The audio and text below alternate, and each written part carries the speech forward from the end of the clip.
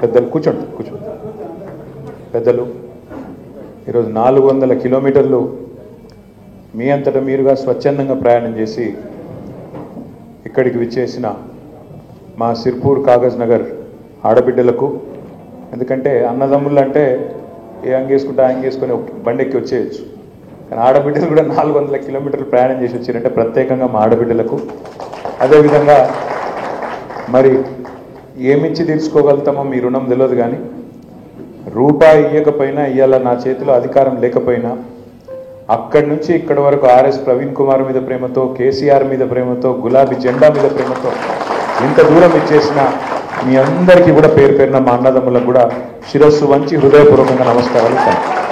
మీ అందరికీ నేను ఇచ్చే మాట ఏంది అంటే, అప్పుడప్పుడు సూర్యుడు కూడా మబ్బుల చాటుపోతాడు, కానీ మళ్ళీ తిరిగి సూర్యుడు మబ్బుల చాటు నుంచి బయటికి వస్తాడు. మళ్ళీ ఎప్పట్లాగానే ప్రపంచము, ఈ ప్రపంచంలోని జీవరాశులు ఎప్పట్లాగానే అద్భుతంగా బతికేదానికి మళ్ళీ అవకాశం ఉంటుంది. తాత్కాలికంగా మన చంద్రుడు కూడా మబ్బుల చాటుపోయింది మన కేసీఆర్ గారు, కానీ మీ అందరికి నేను ఇచ్చే మాట ఏంటి అంటే, మీ దయతో, మీ ఆశీర్వాదంతో, మీ త్యాగ నిరతితో, మీ సంకల్ప బలంతో తిరిగి తప్పకుండా మన ప్రభుత్వం వస్తుంది. కేసీఆర్ గారు తిరిగి ముఖ్యమంత్రి అవుతారు. తప్పకుండా నేను మీకు ఇచ్చే మాట, ఆర్ఎస్ ప్రవీణ్ కుమార్ గారు మీకు అండగా ఉన్నతమైన స్థానంలో మన ప్రభుత్వంలో ఉంటారు. నిజంగా చెప్తున్నా, ఆ వీడియోలలో తిట్లు ఏందా నాకు అర్థం కాదు. గిన్ని తిట్లు ఉంటాయని కూడా తెలియదు నాకు.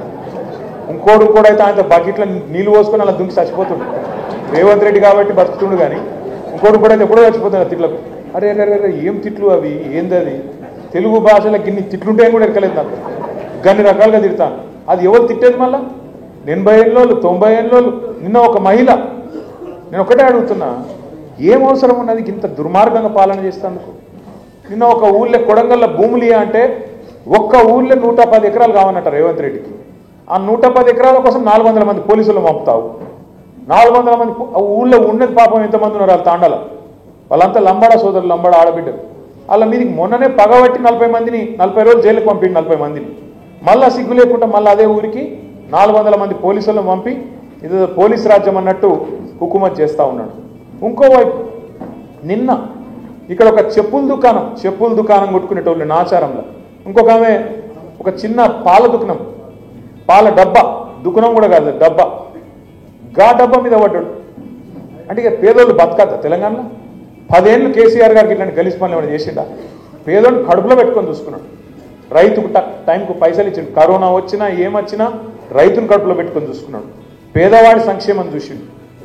నాకున్న వ్యక్తిగతమైన అనుబంధం మీ అందరికి కూడా నేను కొత్త పంచుకోవాలి. నేను రాజకీయాల్లోకి తెలంగాణ ఉద్యమం ద్వారానే వచ్చిన.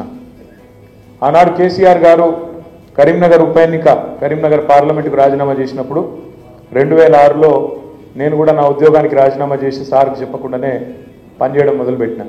పెద్ద సైన్యం కూడా అవసరం లేదు. వాస్తవం చెప్పానంటే గంగి గోవు పాలు గరిటెడైనను చాలు. అర్థమైందా? గంగి గోవు పాలు తక్కువనే ఉండొచ్చు కాక, గట్టిగా పనిచేసే వాళ్ళు, కమిట్మెంట్ ఉన్న వాళ్ళు కొంతమంది ఉన్నా చాలు. ఇప్పుడు మోయిన్ చెప్పిండు, 25 ఏళ్ళు కింద పడ్డా మీద పడ్డా నేను ఇళ్ళనే ఉన్నా, ఎక్కడికి పోలేదన్నా, పార్టీ ఆపోజిషన్లో ఉన్నా, పొజిషన్లో ఉన్నా, ఏ పొజిషన్లో ఉన్నా ఇక్కడనే ఉన్నా, నాకు పార్టీతో నేను లాభం కాలేదు అన్నాడు. నేను అడిగిన, ఏం చేస్తావు మోయిన్ అని? ఏం చేస్తావంటే, అన్న నేను ఒక ఫ్లై యాష్ది నడుపుకుంటా, నాకు నెలకు 20-25 వేలు వస్తాయి, అందులోకెళ్ళే పార్టీకి కూడా ఖర్చు పెడతా, కుటుంబాన్ని కూడా కాపాడుకుంటున్నా అని చెప్పిండు. గిసంటోళ్ళు ఉన్నాక, అంటే ఆయన ఒక్కని పేరు చెప్తున్నా అనుకోకరి, అక్కడ చాంద్ ఉన్నాడు, ఇంకా చాలా మంది ఉన్నారు, శ్యామరావు ఉన్నాడు, ఇంకా చాలా మంది పెద్ద పెద్ద వాళ్ళు ఉన్నారు. ఇట్లా ఉన్న కమిట్మెంట్ ఉన్న నాయకులు కొద్ది మంది ఉన్నా మనకు ఫలితం వస్తుంది. దయచేసి ఫలితం దిశగా ప్రయత్నం చేయండి. ప్రవీణ్ అన్నను, కాగజ్ నగర్ను 100% రాజకీయంగా కరెక్ట్ నిర్ణయం తీసుకొని కరెక్ట్గా ముందుకు తీసుకుపోయే బాధ్యత సార్తో చర్చించిన తర్వాత నాది అని చెప్పి కూడా మీకు తప్పకుండా